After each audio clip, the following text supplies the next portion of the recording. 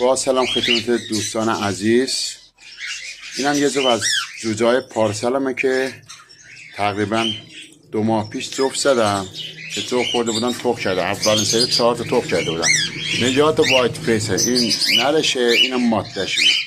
دوستش هم وایت فیس هم که 4 تا تخم کرده بودن که جوجهاش الان 3 روزه دونه دونه در میاد. اینم از جوجهاشونه که الان من از دونهشون در آوردم. بفرمایید. این جوجه هاشونه که صبحم یکیش در اومده. این یه دونش موندونم انشالله فردا در میاد. اولین سری 4 تا تخم کرده بود.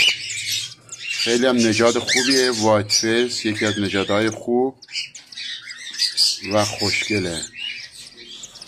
اگه خوشتون اومد این زنگوله رو یه دونه بزنید و اگر آموزش خواستید عدد 3 رو واسه من ارسال کنید. من کاملا فیلم آموزشمو و داروهایی که و ویتامینایی که خودم استفاده میکنم کامل به شما توضیح بدم.